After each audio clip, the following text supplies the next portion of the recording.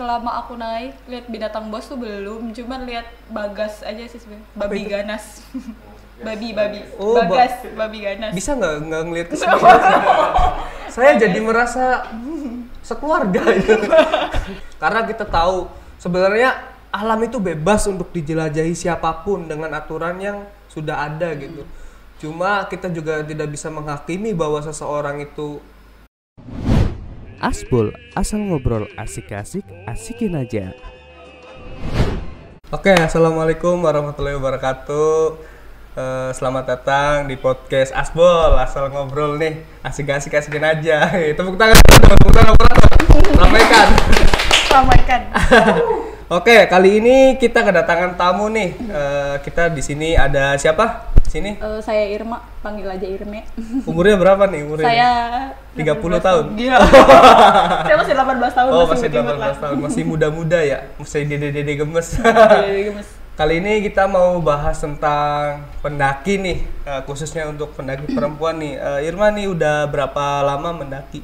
Saya dari tahun 2017 kalau nggak salah. Dari kelas 2 SMK. Oh, udah mulai mendaki tuh? Iya, udah mulai mendaki. Awalnya sih iseng-iseng doang sebenarnya. Awalnya? Iseng-iseng. Itu awalnya pertama diajakin apa emang pengen sendiri? Dulu tuh saya pernah masuk sama teman-teman kayak golongan-golongan adventure gitulah, JJA namanya. Oh, itu kayak forum apa komunitas? Komunitas kecil sih, jadi kayak cuman sebatas temen nanjak aja, tapi memang satu golongan, satu kelompok gitu. Namanya itu JJA, Jos Adventure. Oh iya, boleh. Jos Adventure. Nah, sekarang udah berapa, selama 2 tahun ini udah berapa gunung yang dinaikin? Kalau gunung sih nggak terlalu banyak. Paling sering itu ke Ciremai, Galunggung, paling Galunggung, Ciremai, terus Mahameru, Semeru. Oh, udah jauh ya, udah. Karena kebetulan dibayarin. Oh, ada yang sponsorin gitu ya? Mahameru, Bromo, terus Cikuray, ya daerah Jawa Barat aja sih, paling nggak jauh-jauh. Lama pendakian? Itu kisaran berapa hari paling lama? Tergantung dari kitanya sih, tergantung ritme perjalanan kitanya. Sebenarnya kalau misalkan untuk anjuran dari pihak Taman Nasionalnya itu nggak lebih 2 hari. Sekitar 2 hari, ya 2 hari 1 malam lah. Cuman ya tergantung dari ritme pendakian kitanya juga gitu. Itu kalian tuh buat apa sih ngedaki? Kan capek gitu ya, ngedaki kan ya. Emang udah capek. Kita apa sih kayak katanya ngilangin penat. Ya oke lah untuk pemandangan alam. Cuma apa gitu kan kalian tuh berjam-jam untuk naik. Apa yang kalian cari gitu di situ tuh? Sebenarnya buat kepuasan batin aja sih sebenarnya gitu. Yang namanya ngilangin penat, nggak mungkin juga sih ngilangin penat kayak karena memang ngedaki pasti capek. Cuman ya memang untuk kepuasan batin aja gitu. Untuk seneng gitu. Buat nge-refresh otak gitu. Tetap aja sih kalau sampai rumah puyeng lagi. Berarti hanya untuk cari-cari ini ya, kepuasan sementara. Oh, iya. Tapi asik gitu ya? Asik buat nagih. Nah ini nih persiapan mendaki itu biasanya apa aja itu? Kalau untuk pertama itu budget biasanya. Oh, pertama budget yang disiapkan? Fisik, terus mental juga sebenarnya. Cuman kalau sekarang kayaknya dilihat-lihat tuh kayak akhir-akhir ini gitu ya, makin banyak kan gitu anak-anak muda-mudi yang naik. Terus kayak menyepelekan safety untuk, gitu. Persiapan fisiknya tuh, padahal sebenarnya tuh itu yang utama gitu. Ya seenggaknya beberapa hari sebelum melakukan pendakian tuh kayak jogging dulu gitu, atau melakukan olahraga kecil sebenarnya kayak gitu. Nah, mahal nggak sih sebenarnya untuk mendaki itu peralatan? Kita tahu kan sekarang peralatan pendakian itu kan semakin jamur di mana-mana tokonya ya. Itu mahal nggak sih sebenarnya? Sebenarnya kalau untuk pendakian, kalau kita cari safety mahal atau enggaknya tuh tergantung relatif itu. Tapi kalau untuk orang yang bener suka, bener cinta banget sama kegiatan itu, seberapa mahal pun pasti bakal dilakuin. Seberapa mahal pun? Berarti mahal dong? Pasti mahal. Itu kalau bicara tentang peralatan, Irma nih untuk yang sekarang nih, udah 2 tahun kan ya, pasti kan pertama melangkah kan ingin lagi dan mengoleksi banyak peralatan. Itu habis berapa budget totalnya? Untuk sekelas kita berbicara pemula ya. Pemula apa menengah nih? Soalnya kayak kalau sedang aja. Berapa nih? Kalau untuk yang udah suka? Kalau aku sih paling kayak yang mahal ya? Belum. Belum. Berapa itu? Kayak yang paling tenda dulu, ya tenda juga yang ecek-ecek lah. Yang penting nggak perlu mahal atau enggaknya, kita pakai nyaman gitu udah cukup. Terus Itu, emang bener safety untuk kitanya itu udah cukup. Sebenarnya nggak harus dilihat mahal atau murahnya. Iya, Tapi iya. nyaman nomor 1. Berapa? Iya, Berapa itu? adalah sekitar nggak terlalu mahal sih kalau untuk tenda, paling di bawah 1 juta lah. Ya berarti kita bisa dibilang peralatan Irma udah lebih dari 2 juta lah ya, lebih ya. Segituan lah ya. Itu pasti kan nggak semuanya langsung dibeli. Iya, nyicil. Kan nyicil, ya nabung dulu ya untuk kecintaan ya. Nah untuk pendaki perempuan nih, sebenarnya nih kalau untuk pernah nggak sih pengalaman gitu, kayak kita tahu ya ada yang fisiknya lemah, ya kita bicara tentang fisik seseorang perempuan ya, meskipun tidak semuanya kita berbicara tentang kelemahan, tapi di sini kan pasti ada kendala kayak heads, kayak hipotermia itu, kedinginan atau apa gimana itu. Kalau untuk fisik perempuan sih emang kelihatannya kayak yang nggak sekuat laki-laki ya. Paling kalau ribetnya itu kalau kita lagi PMS tapi kita maksa untuk melakukan pendakian. Ini agak jauh-jauh, jangan Oh, iya. jauh. Gak apa-apa senderan ini ya. Paling pas PMS aja gitu, ribet gantinya, terus emang harus bener-bener jaga kebersihan juga. Oh tapi ini katanya kalau PMS nggak boleh naik gunung. Sebenarnya nggak boleh. Kenapa nggak boleh? Selain ada hal mistis juga. Karena Klinik memang ya? kondisi fisik tubuh perempuan kan hormonnya lagi nggak beres nih, maksudnya lagi nggak teratur gitu. Bisa aja sewaktu-waktu pas di trek itu dia nyeri. Nah itu bisa jadi masalah buat si ceweknya, si dianya, sama ke teman-temannya juga. Pasti ketrepot gitu. Berarti kalau untuk misalkan headnya udah di sebelum naik bisa batal. Gitu kan ya. apanya? Kalau misalkan nih pengen naik gunung kan katanya head kan nggak boleh naik gunung. Terus kalau misalkan headnya di perjalanan tuh berarti siap sedia ya kan selalu kan? Harus sebenarnya. Iya. Jujur ya aku juga pernah gitu, bukan pernah malah sering naik pas waktu head, cuman ya memang itu aja harus jaga fisik, terus nggak boleh telat makan, terus yang namanya pembalut nggak boleh dibuang sembarangan. Sampah Itu segala aja macam sih, ya. Bukan cuma pembalut aja, sebenarnya sampah tuh nggak boleh buang sembarangan. Nah nih menyikapi tentang hal itu, saya baca-baca nih ya, saya bukan pendaki, saya hanya ya penikmat alam yang tidak pernah sampai mencintai sekali gitu, hanya penikmat saja. Maksudnya gini, saya pernah baca-baca gitu, pendaki sekarang dan pendaki dulu tuh berbeda. Kayak dulu cuma mahasiswa dan sebagainya, foto-foto pun ketika di puncak. Kalau sekarang yang saya lihat adalah ketika film 5 cm gitu ya, mulai naik daun itu banyak pendaki sebenarnya. Ya kan mulai dari situ, kalau salah dibenarkan, dikoreksi. Dari film 5 cm itu kan orang kan banyak berlomba-lomba untuk naik gunung. Apa sih gunung tanpa pembekalan yang pas gitu, pembekalan yang apa ya memadai gitu loh. Apalagi sekarang di setiap sesi momen foto-foto gitu. Ya ini tidak bisa menyalahkan karena itu hak pribadi masing-masing. Ya, tanggapan kamu gimana untuk yang seperti Kalau itu? dilihat perbedaan pendaki zaman dulu sama sekarang tuh emang beda banget. Dulu itu kalau menurut aku ya dilihat gitu ya. Dulu tuh yang bisa naik gunung tuh cuman kalangan pencinta alam, mapala, sama orang-orang tertentu biasanya. Tapi kalau misalkan sekarang tuh Udah bebas ya. dia itu udah bebas, anak-anak kecil aja yang umur berapa tahun ya, misalkan 4 tahun, 5 tahun aja udah bisa mendaki. Oh iya kan ya ada ya beberapa iya, ya. sama ibunya gitu. Maaf. Iklan dulu. Maaf guys, HP saya bunyi, saya silent dulu. Oke lanjut terus. Kalau sekarang tuh dulu juga untuk peralatannya terbatas banget gitu loh. Pakaiannya masih klasik banget kalau dulu. Pas sekarang tuh ngelihat pendaki-pendaki tuh udah modis banget. Iya, ya. Carriel, terus sepatu itu udah bermerek gitu, udah pasti mahal gitu. Pernah nggak sih ngalamin ngelihat apa namanya di pendakian itu dari awal gitu ada yang pakai celana levis panjang? Sebenarnya itu kan susah ya. Pernah. Kendala Saya juga pernah sebenarnya. Cuman memang nggak di gunung yang tinggi. Mohon maaf nih, jangan ditiru sebenarnya. Itu sebenarnya nggak boleh ya? Nggak boleh, karena memang sirkulasi darah kaki itu pasti bakalan tersumbat, bukan tersumbat sih, kurang lancar maksudnya. Terus kalau hujan itu susah keringnya, pasti berat juga, ribet pokoknya.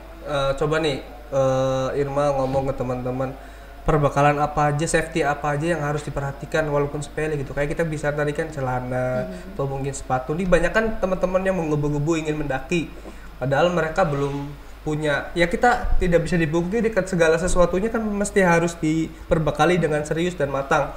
Apalagi kita berbicara tentang alam. Yang kita mau jelajahi itu alam. Alam itu kita tidak tahu di dalamnya seperti apa. Mungkin ada binatang buas dan sebagainya. Coba tanya ngobrol sama teman-teman yang mau pendaki awal nih, yang sekiranya kamu melihat itu adalah hal sepele tapi harus diingatkan. Apa itu?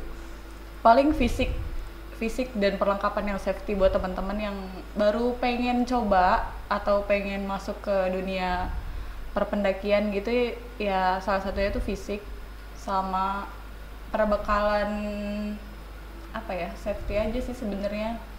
Kayak misalkan sepatu jangan pakai yang sembarangan gitu, nggak boleh pakai sepatu yang flat karena resikonya gede. Di sana tuh treknya tuh batu, tanah, bukan trek aspal. Berarti gitu. sepatunya khusus ya? Khusus. Kalau pakai sepatu ATT nggak bisa? Nggak bisa, awet takang tua ya. Apalagi warrior gitu. Nggak bisa itu ya, nggak boleh ya? Nggak boleh karena licin gitu. Itu kan kalau pakai sepatu ATT kan ada bacanya, kiranya bisa ini gitu. Langsung lari gitu ya, kenceng gitu. Iya. Enggak. Berarti itu ya sepatu ya.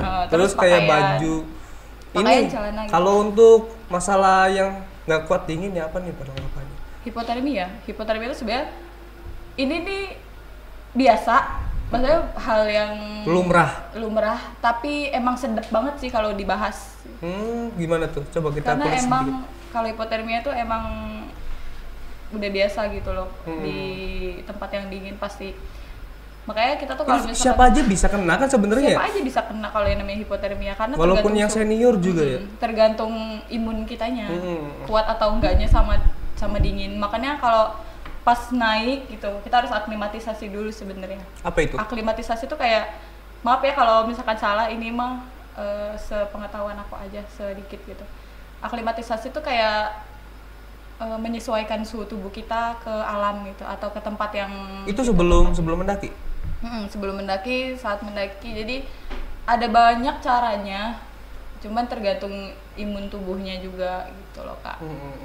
Contoh salah satunya seperti apa? Kalau aku dulu tuh pas waktu ngerasain sedikit dingin, nggak langsung pakai jaket.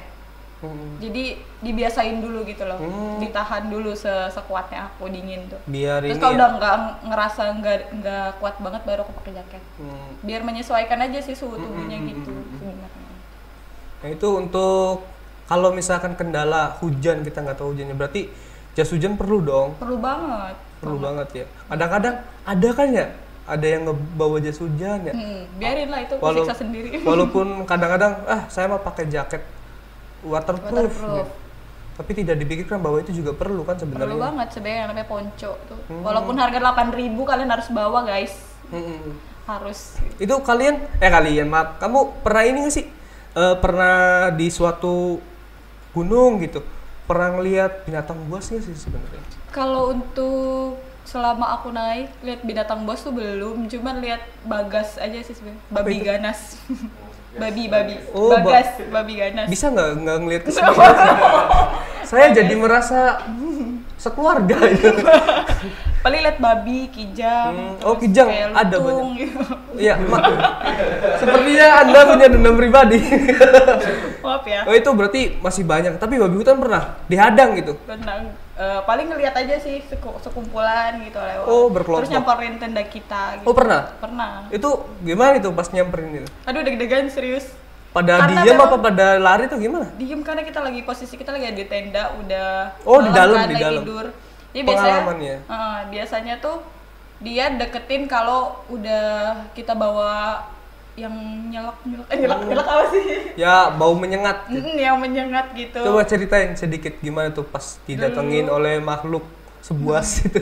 Buas kan kalau babi Buas hutan ya, kan. termasuknya buas. Dulu tuh karena kita kalau nggak salah bawa ikan asin sama sarden. Wah, sedep nih gitu. Kata Sedep babi. sih. Iya.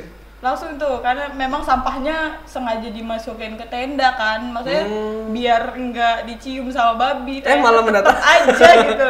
Iya, Datangnya ke tenda dan hampir rusuh sih. Cuman ya bisa. Dia tapi nggak ngerasek masuk gitu. Enggak.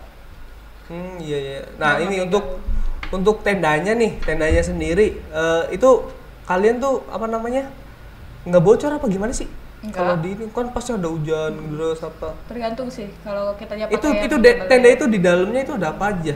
Coba barangkali teman-teman yang awam bisa. Kalau pengen yang safety tendanya, pengen yang nggak bocor gitu ya, pakainya yang double layer. Jadi dia ada 2 lapisan kak.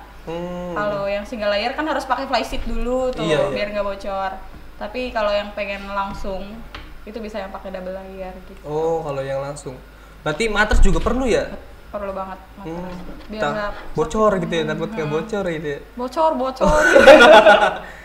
Itu sistem irigasi perlu nggak sih di tenda itu? Saya pernah berkemah waktu SMP gitu. SMP ya. Buat begitu ya. Kemah gitu. Bahkan harus ada ininya ya, harus ada pengairan. Itu sama nggak sih sebenarnya? Sebenarnya perlu, cuman memang kan tergantung kita lahannya juga. Kalau rata terus dilihat dari curah hujannya. Kalau lagi kita naik nggak hujan, nggak masalah, nggak buat juga gitu. Pernah ini nggak pendakiannya gagal? Pendakian gagal selama ini, alhamdulillah belum sih. Kalau ngelihat orang hipotermia pernah? Pernah, saya juga pernah merasakan. Oh, gimana itu? Coba bisa diceritain nggak? Itu pas waktu ke Ciremai sama temen. Itu memang pas lagi hujan kan. Aku padahal pakai ponco, pakai apa sih? Jas hujan gitu. Karena memang udaranya dingin juga, malam aku ngelakuin pendakian itu malam. Jadi angin malam gunung kan lebih dingin tuh kan ya. Terus udah ngerasa nggak enak nih, terus teman-teman yang di depan tuh langsung buka tenda buat aku ganti baju dan udah nggak kuat banget. Rasanya apa itu? Aduh, rasanya tuh kayak seperti Anda menjadi Iron Man. Oh, dading. Rasanya kayak gimana dingin awalnya? Awalnya tuh kayak dingin. Pertama itu dingin di kaki, di tangan, di telinga gitu. Kayak yang udah gemeter aja semuanya. Dinginnya udah ya dingin gitulah, nggak bisa di. Soalnya saya tuh pernah ngeliat video baru-baru ini gitu, akhir-akhir ini, bahwa ada orang hipotermia yang sampai tidak merasakan dingin. Sampai akhirnya ditemukan meninggal. Mungkin tahu kan videonya yang cowok tuh ya? Itu emang sampai kayak gitu? Bisa, jadi hipotermia juga ada halusinasi gitu, sampai halusinasi? Iya, ada apa ya, tingkatannya. Jadi yang dari sedang sampai yang bener-bener dingin banget. Kadang orang yang ngerasain hipotermia, bener-bener hipotermia hebat tuh kayak yang malah kita ngerasa gerah loh kak. Jadi sampai lepas jaket dan sebagainya, padahal itu mereka sedang mengalami hipotermia gitu, karena dinginnya itu sebenarnya. Oh itu tuh, berarti sampai bisa halusinasi parah gitu ya? Parah banget. Tergantung sistem imunnya kitanya sih sebenarnya. Terus gini, berarti ketika perbekalan juga ya penting ya. Nah gini yang saya tanyain ini, kalian tuh kan bawa air dari bawah. Ketika air habis itu gimana? Kita cari mata air biasanya. Oh ada. Memang biasanya. Khusus disediakan dari pihak situnya, maksudnya dia bikin galian gitu buat mata air di pos-pos tertentu, atau memang ada sumber air yang alami? Ada sumber air yang alami, terus kadang memang disiapin gitu kayak yang dari pihak Taman Nasionalnya itu buat apa tadi? Sumber air kayak gitu kan, buatan. Oh ada gitu? Ada, tapi ada yang enggak, setiap gunung kan beda-beda gitu loh. Kadang kalau misalkan bener-bener nggak ada air banget, ya kita kepaksa minta sama pendaki lain gitu. Iya, itu berarti kalau masak pun kembali kayak anak bos berarti ya? Kebanyakan bawa mie ya? Iya, kebanyakan bawa mie, tapi sebenarnya nggak harus mie instan terus gitu loh. Penting juga bawa makanan-makanan yang kayak nugget, terus kentang, nasi yang paling penting itu yang bisa bawa nasi juga? Bisa. Masaknya gimana? Masaknya pakai kompor, pakai nesting gitu. Oh ada teknik tertentu ada. gitu? Oh ada gitu. cara masak. Terus ini, kalian kan abis makan nggak mungkin kalau nggak berak ya? Nggak mungkin kan ya? Pasti kan mules gitu. Gimana itu tuh? Kalian tuh berak di mana? Berak di mata air apa gimana? Jangan dong, jangan. Oh, pernah kejadian nggak kalau itu? Aduh. Ada yang berak di mata air gitu. Tiba-tiba kalian pengen minum gitu. Aduh, ada apa ini? Menarik sekali gitu. Iya. Pernah nggak kejadian kayak gitu? Enggak sih, karena memang udah nggak boleh kayak gitu tuh. Tapi ada berarti, pernah ada pengalaman? Maksudnya pernah ada yang seperti itu? Ada, pasti aja ada. Iya, Kadang iya. di trek juga ada yang berak di trek gitu loh. Oh sampai iya, nggak serius? sengaja keinjek. Oh ada, iya? bener. Licin nggak itu? Licin. Aduh, jadinya kita Iya, berarti itu kalau kalian berak nih, maaf nih, maksudnya kalau cewek kan apa gimana gitu? cari semak-semak sama kayak yang cowok. biasa aja gitu, Biasa dibuang alami secara alami. gali lubang tutup lubang pakai Nggak pakai plastik terus dibawa turun gitu enggak nggak? lah masa iya mau dikewer-kewer. Kirain gitu, berarti nah itu untuk ceboknya gimana? Pakai daun? Pakai daun. Oh serius pakai daun? Pakai daun bisa, pakai apa? Daun apa yang lebar? Daun apa aja? Pakai Ya kan kalau nggak lebar kan pasti kan nempel di tangan ya. Maaf ya sebelumnya, tapi kan ini kan secara orang awam gitu ya. Kalian tuh kalau kita gimana? pakai tisu sih sebenarnya, tapi nggak boleh pakai tisu basah ya teman-teman karena susah Oh gitu susah terurainya. tuh. Oh nggak boleh gitu. Kalau tisu yang biasa kan bisa, tapi harus dibawa turun lagi bekas. Iya. Bekas itunya ya. Oh bekas itunya dibawa turun lagi. Kan Tisunya- dikantongin. Ya jangan dikantongin dong, pakai plastik. Terus iya nempel nanti. Nah untuk berarti seperti itu ya jalannya ketika kita pengen buang hajat, berarti ya biarkan secara alami gitu aja Iya. ya. Nanti tuh kita gali lubang, tutup lubang. Oh digali lubangnya. Oh Terus- kirain saya biarin aja gitu, menyatu dengan daun, menyatu Enggak. dengan Terus nanti kita tancepin dahan ranting. buat penanda Enggak, bahwa jadi itu kayak nanti- harta karun itu. Nanti jadi pohon. Oh iya emang Ya bener. pohon tai-taian. Emang bahasanya kayak gitu emang. Enggak lah. Oh. Gak apa-apa kita nggak sensor ya. Nggak Oke, apa-apa. kasar nih. Gak apa-apa. Berarti itu biarkan secara alami ya. Nah untuk menurut kamu nih apa ya maksudnya pendapat kamu tentang teman-teman pendaki baru yang baru berapa gunung dia daki terus buang sampah sembarangan. Dan kadang-kadang kita kan sering lihat video nih ya. Saya juga kadang-kadang suka lihat video pendaki. Ada yang tidak boleh dilakukan tapi masih banyak yang dilakukan kayak memetik bunga edelweiss, buang sampah sembarangan. Dan mereka bilangnya sedikit kok. Itu menurut kamu gimana sih? Sebagai seorang pecinta alam. Kalau menurut aku yang kayak gitu tuh cupu banget. Maksudnya udah tahu gitu loh, mereka tuh nggak boleh ngelakuin hal itu, tapi tetap dilakuin. Emang bener cupu banget sih, maksudnya nggak patut ditiru banget loh teman-teman kayak gitu tuh, kurang ajar sih. Iya, Soal saya sebenarnya. kan sebenarnya malu juga ya. Indonesia kan gunungnya banyak dan banyak pendaki dari luar negeri juga kan banyak sih. Kadang-kadang mereka juga sampai mengukutnya sampah kayak Iya, dipoto, iya. ditaruh di Instagram dan Iya. sebagainya sosial media. Sebenarnya yang malu kan kita sendiri Iya, sebenarnya sebagai kan gitu. pendaki lokal. Itu menurut kamu pendapatnya gimana ini untuk teman-teman barangkali bisa bilangin gitu bahwa itu tuh kayak gitu tuh secara tidak langsung merusak alam kan. Walaupun yang tadi kan yang feses kan tidak gitu ya, malah menyuburkan tanah gitu ya. Kalau yang ini gimana? Ya kalian tuh gini loh, ini kan tempat kalian, tempat main kalian tuh, ya seenggaknya harus bisa ngejaga. Gini aja deh kasarnya, alam udah ngejaga kalian tapi kalian nggak bisa ngejaga alam gitu. Jadi kok kalian nggak ada timbal baliknya buat alam gitu sih. Harus Padahal nanti menjaga. setelah ini pasti ada yang bilang, ya sok iya padahal Iya. lo sendirinya mau buang sampah sembarangan itu sampah dari usus gitu. Pasti sih. Pasti Kita tuh ada pro kontra ya ada segitunya. pro- Awas, aduh takut Pro salah ngomong, kontra. ngeri. pasti aja. Takut salah ngomong aja ngeri. Itu Timnya, gimana? iya pasti aja ada yang suka ada yang enggak gitu loh. Mm-mm. Kita ngomong kayak gini sok banget sih, padahal dia sendiri aja pasti pernah buang sampah. Jadi saya mengaku kalau misalkan saya memang pernah buang sampah gitu ke sembarangan. Tapi di tempatnya. Betul. Gali lubang dulu dong. Sekarang ya udah belajar ngejaga alam aja sih sebenarnya. Kalau bukan kita yang menjaga siapa lagi gitu. Karena kita tahu sebenarnya alam itu bebas untuk dijelajahi siapapun dengan aturan yang sudah ada gitu.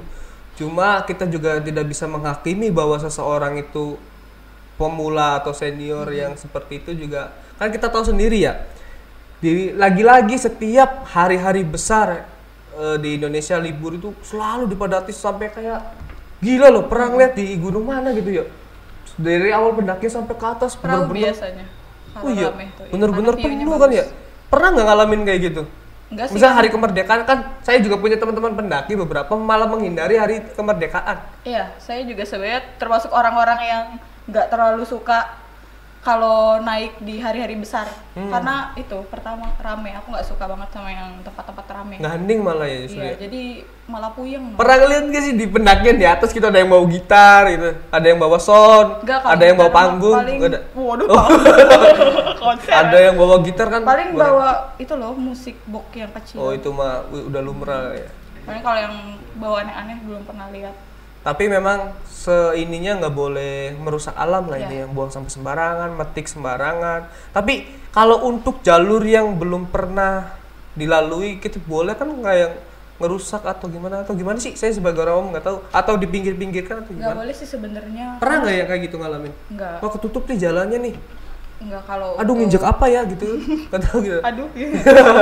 Paling Gimana? kalau misalkan untuk yang jalur yang baru gitu ya, yang memang sebenarnya nggak boleh kita ngedaki, bukan di jalurnya itu nggak boleh, apalagi sampai ngerusak gitu. Memang sih ya beberapa di tempat di Indonesia itu kan saya juga pernah sih ke waktu di mana apa Bogor tuh gunung apa ya? Cibodas ya?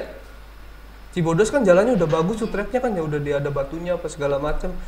Beberapa tempat juga ada yang masih jelek kan ya jalannya. Ada yang Memang licin ada. itu di mana? Pernah nggak ngalamin? Saya belum pernah. Oh berarti selama ini enak aja ya jalannya enak-enak ya? aja, karena memang sesuai sama yang disuruh sama pihak Taman Nasionalnya gitu loh. Iya.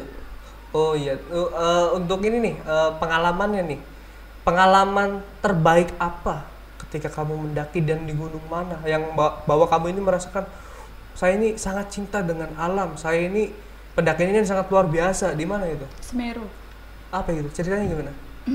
Jadi Sangat luar biasa itu. luar biasa banget, itu emang benar-benar perjuangan. Terharu berarti ya? Nangis Ketika- aku. Oh iya, ketika di nangis atas. bener seriusan. Aduh, aku sedih. Sampai puncak nangis. Senang banget ternyata aku udah bisa naik nih. Sombong banget ya. Aku bisa naik ke gunung tertinggi di Jawa. Alhamdulillah. Mimpi apa aku gitu. Itu berapa hari? Itu aku naik dari hari Jumat. Itu pendakiannya treknya memang sulit apa gimana? Atau Kalau untuk sampai Kalimati itu biasa aja sih, bukan biasa aja sih. Kalimati itu landai. pos berapa? Pos terakhir itu terakhir batas vegetasi. Kalau ke Semerunya itu udah benar-benar perjuangan banget. Ya udah mirip sama yang 5 cm gitu. Oh iya. Aku hampir jatuh di situ loh. Oh, iya. Kayak yang jalan aja merem tidur gitu. Kan udah ngantuk banget, udah hipoksia gitu. Tapi untuk teman-teman pemula ke Semeru sebenarnya dianjurkan nggak sih? Kan treknya kayaknya sulit banget ya. Kemarin malah aku satu partner pendakian sama yang baru sekali mendaki dan mereka Oh. dan dia tuh emang sukses gitu loh. Tergantung fisik Oh berarti sebenarnya. balik lagi ke personalnya masing-masing ya. Ketika kita ingin, bukan bahasanya lebih tepatnya bukan menaklukkan alam sih. Enggak. Kita menjelajahi alam dan berteman dengan alam, Iya. berusaha mengenali ya. Walaupun kita tidak tahu alam itu seperti apa dan bagaimana di dalam situnya ya. Berarti balik lagi ke personal masing-masing. Bahwasannya di sini adalah pendaki cewek maupun cowok itu sama saja. Sama. Mm-mm. Menurut kamu sendiri pendaki cewek itu istimewanya di mana? Istimewanya tuh Mungkin dilihat- buat penyemangat buat para cowok juga ya. Tapi Cewek- menurut kamu pribadi pendaki cewek itu tidak bisa, maksudnya secara nyata memang pendampingan gitu dengan pendaki lain gitu. Ya kamu merasa pendaki cewek juga tidak bisa diremehkan gitu. Terus menurut kamu seperti apa? kalau yang benar-benar melakukan pendakian sampai puncak tuh berarti dia tuh udah TOP BGT banget. Tangguh, perempuan yang tangguh, apalagi yang bisa diandalkan gitu loh, kayak yang bisa masak, terus bisa memanage waktu.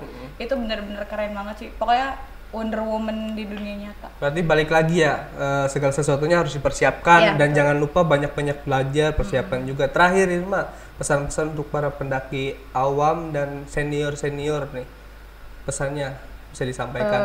Paling pesannya aku ya sama-sama buat ngegandeng, karena kita juga sama gitu, sebenarnya nggak ada senior junior, karena sama aja Di gitu dalam loh. Kita alam. mainnya di alam bebas, terus kita juga butuh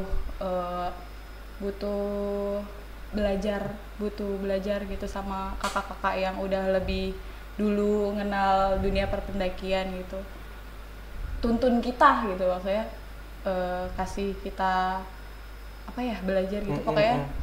Dirangkul gitu ya. Dirangkul gitu, jangan dibiarin, apalagi sekarang aku miris banget sih lihat pendaki-pendaki yang masih baru, terus mereka udah meregang nyawa di gunung gitu. Cuman karena apa? Karena ya itu ngejar feed di Instagram, pansos gitu. Itu yang paling membuat aku sedih. Kurang segalanya. Oke, ini rencana kedepannya yang pengen banget kamu datengin gunungnya mana? Kalau pengen banget sih dari dulu pengen ke Raung. Itu di mana? Pengen banget, Jawa Timur. Oke, kita doakan semoga bisa ke sana. Dan untuk para pendaki pemula, semoga kalian lebih sadar lagi akan safety dan segala macam. Dan untuk pendaki senior, jangan patah semangat dan menyerah untuk terus bahasanya mengiklankan atau apa ya? Pokoknya ngasih tahu lah, ngasih tahu, mengajak teman-teman yang baru untuk tetap sadar. Dan jangan lupa juga yang senior jangan galak-galak ya di gunung, karena tuntunlah kami kakak gitu. Ya, oke. Terima kasih Irma, semoga tujuan berikutnya sampai. Dan jangan lupa turun untuk semuanya, jangan lupa turun ketika naik. Bener banget. Turunlah dengan selamat ya. Terima kasih Irma, semoga sukses selalu. Amin, terima kasih juga untuk kru Babadan Kreatif, untuk Visabian FR, Ibong Projects, dan Karang Taruna Kecamatan Sindang yang selalu mendukung support Babadan Kreatif. Jangan lupa subscribe, like, comment, and share. Saya Nanda Arsanto, terima kasih. Assalamualaikum warahmatullahi wabarakatuh. Dah. Asbol, asal ngobrol asik-asik, asikin aja.